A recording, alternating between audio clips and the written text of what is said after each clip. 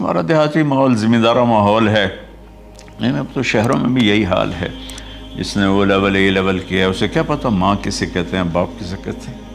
تو میں نے اپنی آنکھوں سے باپ کی بے بسی اور بیٹے کا غرانہ ایک دفعہ نہیں کتنی دفعہ دیکھا۔ تو میرے واسطے آج تک ہی کیتا ہے، تو میرے واسطے آج تک ہی بنایا ہے۔ وہ کہتا ہے اچھا میرا بچہ جداں جوان ہو سو آپ پہ سمجھ جسو۔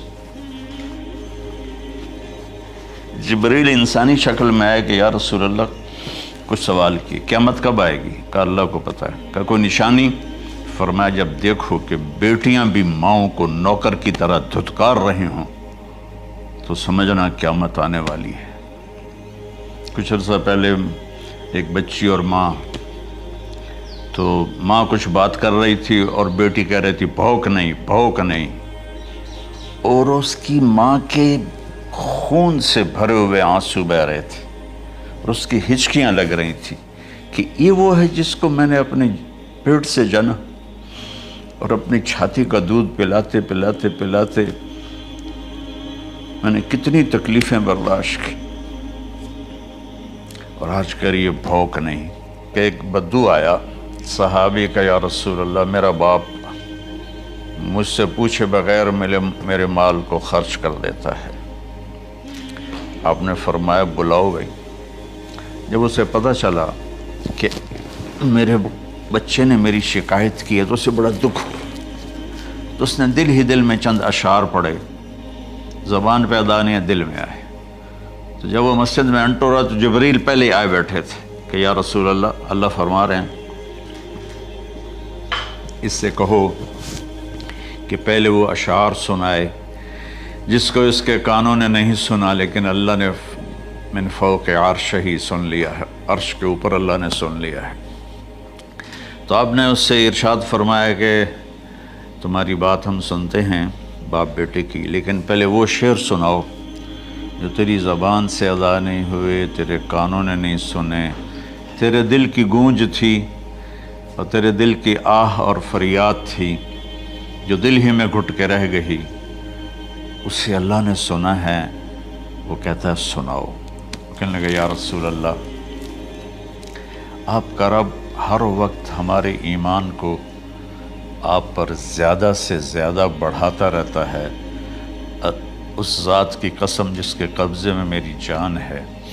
یہ چند میرے دکھ بھرے خیالات الفاظ کی شکل میں ڈھلے، لیکن میری بزم تصور میں ہی رہے اور وہیں دفن ہو گئے، باہر نہیں نکلے، میری زبان سے ادا نہیں ہوئے، میرے کانوں نے نہیں سنا، آپ کے رب نے سن لیا۔ اب نے کہا اچھا بتاؤ تو نے کہا کیا تھا؟ تو انہوں نے کہا جی میں نے بچے کی جب سنی شکایت میری کی ہے تو میں نے کہا تھا غضوتک مولودا وعلتک یافعا تعل بما اجنی علیک وتنہل وَإِذَا ذَاقَتْكَ بِالسُّقْمِ لَيْلَةً لَمْ أَبِتْ لِلسُّقْمِكَ إِلَّا سَاهِرًا أَتَمَلْمَلُ كَأَنِّي أَنَا الْمَتْرُوكُ دُونَكَ بِالَّذِي تُرِكْتَ بِهِ دُونِي وَعِنِي تَحْمَلُهُ تَخَافُ الرَّضَى نَفْسِي عَلَيْكَ وَإِنَّهَا لَتَعْلَمُ أَنَّ الْمَوْتَ وَقْتٌ مُؤَجَّلٌ فَلَمَّا بَلَغْتَ السِّنَّ وَالْغَايَةَ الَّتِي إِلَيْهَا مَدَى مَا فِيكَ كُنْتُ أُؤَمِّلُ جَعَلْتَ جَزَائِي غِلْظَةً وَفَظَاظَةً كَأَنَّكَ أَنْتَ الْمُنْعِمُ الْمُتَفَضِّلُ فَلَيْتَكَ إِن لَّمْ تَرَعَ حَقَّ أُبُوَّتِي فَعَلْتَ كَمَا الْجَارُ الْمُجَاوِرُ يَفْعَلُ فَأَوْلَيْتَنِي حَقَّ الْجِوَارِ وَلَمْ تَكُنْ عَلَيَّ بِمَالٍ دُونَ مَالِكَ تَبْخَلُ۔ میں ابھی ترجمہ کرتا ہوں۔ اس کا میرے نبی پر کیا اثر ہوا کہ آپ کے ٹپ ٹپ آنسو گر رہے تھے اور آپ کی داڑھی آپ کے آنسوں سے تر ہو رہی تھی۔ یہ اتنا فصیح کلام ہے کہ عربوں کو بھی پسینہ آ جائے گا ترجمہ کرنے کے لیے، تو میں تو عربی نہیں ہوں، لیکن یہ فخر تو حاصل ہے، بھلے ہیں یا برے ہیں دو چار قدم ہم بھی تیرے ساتھ چلے ہیں۔ کچھ عرصہ اہل علم کی محفلوں میں بیٹھے، کچھ زبان کی شناسائی ہوئی، تو میں اپنی کم مائگی کے ساتھ اس کا ترجمہ کروں گا۔ وہ کہتا ہے غزوتک مولودا وعلتک یافعا تعل بما اجنی علیک و تنحل، میرے بیٹے جس دن تو پیدا ہوا ہم نے اپنے لیے جینا چھوڑ دیا، ہوئے ہوئے ہوئے ہوئے، ہم تیرے لیے جیے۔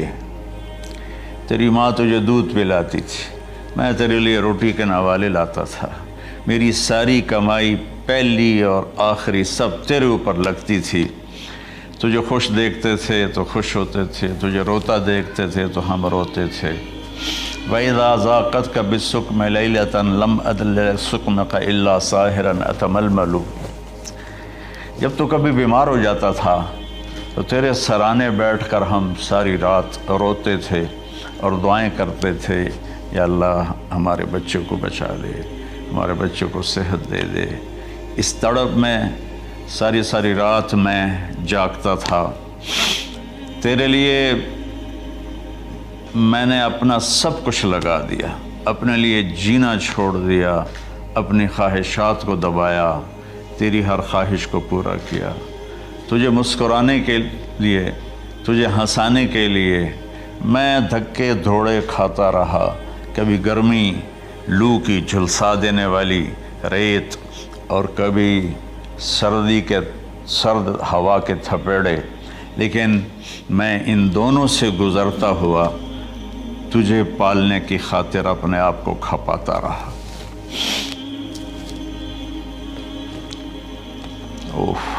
فلما بلغت السن والغایۃ التی الیہ مدی ما فیک کنت اؤمل۔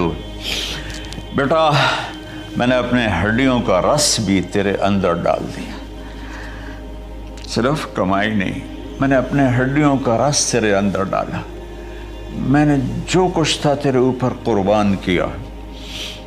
تجھے مسکراتا دیکھ کر میں اپنے غم بھولتا تھا، تجھے ہنستا دیکھ کر مجھے دکھ بھول جاتے تھے، اور پھر آہستہ آہستہ آہستہ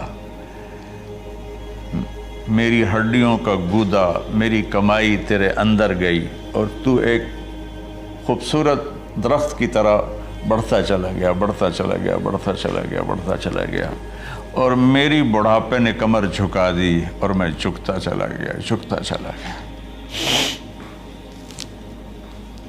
میرا خیال تھا کہ جیسے میں اس کی انگلی پکڑ کے چلتا تھا، اب میری باری ہے، یہ میری انگلی پکڑ کے چلے گا۔ جیسے میں اسے سینے سے لگاتا تھا، پیار کرتا تھا، جھولے جھلاتا تھا، باغ میں لے جاتا تھا، یہ ساری اس کی تعبیرات کے اندر داخل ہیں، الفاظ میں نہیں ہیں۔ تو مجھے خیال آتا تھا جب میں بوڑھا ہو جاؤں گا نا تو میرا بیٹا بھی مجھے ایسے ہی لے کے پھرے گا، میرا بیٹا بھی میری سنے گا۔ یہ 100 دفعہ پوچھتا تھا یہ کیا ہے، اور میں ہر دفعہ جواب دیتا تھا یہ ہے۔ تو اب میں بوڑھاپے میں اس سے بات کروں گا، یہ میری بات سنے گا۔ میں اس کو نوالے کھلاتا تھا، یہ مجھے روٹی کھلائے گا۔ میں اس کا انگلی پکڑ کے چلتا تھا، یہ میرا ہاتھ پکڑ کے چلے گا۔ میری کمر بڑھاپے نے جھکا دی اور میں ایک خشک پیڑ کی طرح ہو گیا، اور جوانی نے تیری کمر کو سیدھا کیا اور تو ایک تر و تازہ درخت بن گیا۔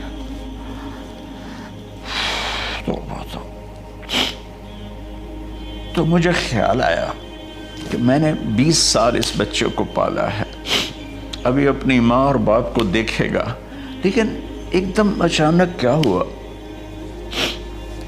فلما بلغت السن والغایۃ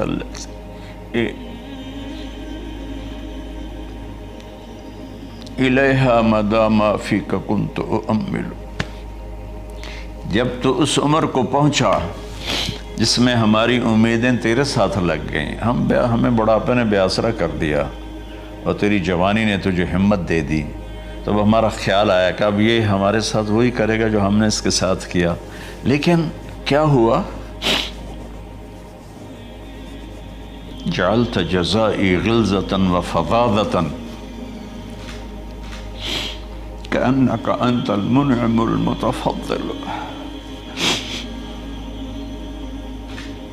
تو اتنا بدتمیز ہوا، تیری زبان چھری بن گئی، تیرا رویہ زہر بن گیا، اور میری ساری زندگی کی محنت کا بدلہ تو نے مجھے نافرمانی سے دیا، بد اخلاقی سے دیا، بدتمیزی سے دیا۔ میں حیرت بھری نظروں سے تجھے دیکھتا رہا اور میں اپنی پچھلی 20 سالہ زندگی کو جھٹلاتا رہا کہ میرے خیال میں اس کا نوکر ہوں اور یہ میرا مالک، میں اس کا باپ نہیں، میں اس کا نوکر ہوں، کیونکہ ماں باپ کے ساتھ ایسا کوئی نہیں کرتا ہے، یہ میرا مالک ہے اور میں اس کا نوکر ہوں، اس لیے مجھے ڈانٹ رہا ہے۔ کتنے بچوں کو میں نے یہ کہتے سنا اپنے باپ کو، تو میرے واسطے آج تک کیتا کی، تو میرے واسطے آج تک بنایا کی، اور جو آپ بے بسی کی تصویر بنا ہوتا تھا وہ شکلیں بھی میرے سامنے ہیں۔ تو کمال کے اشعار میں سوچ رہا ہوں جو میرا یہ حال ہے 1400 سال بعد کہ میرے آنسو نہیں رک رہے، تو اللہ کے نبی تو زارو قطار روئے تھے، داڑھی آنسوں سے تر ہو گئی تھی۔ کہا بیٹا جب تو نے میری ساری زندگی کی محنتوں کا بدلہ بدتمیزی سے دیا، گالی گلوچ سے دیا، دھکے دے کر باپ کو گھر سے نکال دیتے ہیں، تو بیٹا میں یہ سمجھا کہ تو نے ایک خواب دیکھا تھا، تو نے ایک خواب دیکھا تھا کہ تو باپ ہے اور یہ بیٹا ہے۔ اصل حقیقت یہ ہے کہ یہ مالک ہے اور میں نوکر ہوں۔ پھر آگے کہتا فَلَيْتَكَ إِن لَّمْ تَرَ حَقَّ أُبُوَّتِي فَعَلْتَ كَمَا الْجَارُ الْمُجَاوِرُ يَفْعَلُ۔ اچھا چلو بیٹا تو نے مجھے باپ تو نہ سمجھا، چلو ایک پڑوسی سمجھ لو۔ عرب میں پڑوسی کا بہت خیال کیا جاتا تھا، اور یہ عرب کی شان تھی کہ اپنے پڑوسی کو وہ عزت دیتے تھے جو اپنے گھر میں ایک دوسرے کو عزت دیتے تھے۔ تو اس نے پھر اس کی طرف اشارہ کیا کہ اگر میں تیرا باپ نہیں ہوں، تیرے رویوں کو دیکھ کر تو یہی لگتا ہے کہ میں تیرا نوکر ہوں، تو میرا مالک ہے، تو چلو اتنا تو کر دے جتنا ایک پڑوسی کے ساتھ کرتا ہے۔ فَأَوْلَيْتَنِي حَقَّ الْجِوَارِ وَلَمْ تَكُنْ عَلَيَّ بِمَالٍ دُونَ مَالِكَ تَبْخَلُ۔ تو پڑوسی پر تو عرب خرچ کرتے ہیں، تو بھی تھوڑا سا میرے اوپر خرچ کر دیتا اور تو بخیل نہ بنتا، اور میرے خوابوں کو چکنا چور کر دیا، میری امیدوں پر پانی پھیر دیا، میرے بڑھاپے کو ذلت اور رسوائی میں بدل دیا۔ اچھا میرا پتر جا خوش رہو۔ ماں باپ کہاں بد دعائیں کرتے ہیں؟ تو میرے نبی کی آنکھوں سے آنسو، یہ ساری داڑھی تر ہو گئی، تو آپ نے اس کے بچے کو گریبان سے پکڑا اور جھٹکا دے کر دھکا دے کر دفع ہو جا، انت و مالک لابیک، تو اور تیرا سب کچھ تیرے باپ کا ہے۔ حضرت علی رضی اللہ تعالیٰ عنہ سے کسی نے پوچھا کہ آپ کے بیٹے حسن کیسے بیٹے ہیں؟ کہا حسن میرا وہ بیٹا ہے کہ جب میں چلتا ہوں تو میرے آگے نہیں چلتا، میرے پیچھے چلتا ہے۔ جب کہیں بیٹھنے کا موقع آتا ہے تو یہ پہلے نہیں بیٹھتا، پہلے مجھے بٹھاتا ہے پھر خود بیٹھتا ہے۔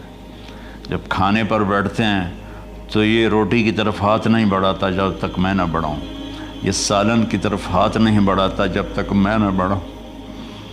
میں کمرے میں ہوں تو یہ چھت پہ نہیں چڑھتا کہ میرے باپ کی بے ادبی ہو جائے گی۔ میں حالانکہ چھت پہ چڑھنا ضرورت کے لیے ہوتا ہے، لیکن قربان جائیں اہل بیت کے ایسے ہی اخلاق ہوتے ہیں، آل رسول ایسے ہی ہوتے ہیں۔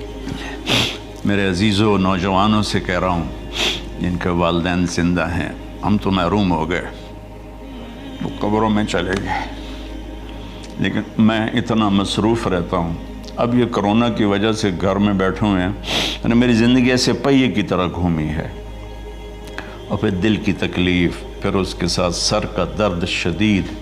اس کے باوجود میں روزانہ 10 نفل اپنے باپ کے لیے پڑھتا ہوں، 10 نفل اپنی ماں کے لیے پڑھتا ہوں، اور 4 نفل اپنی خالہ کے لیے پڑھتا ہوں، کہ ساری زندگی سجدوں میں سر رکھ کے اس کا ثواب ماں باپ کو پہنچاؤں، تو ماں باپ کا حق ادا نہیں ہو سکتا۔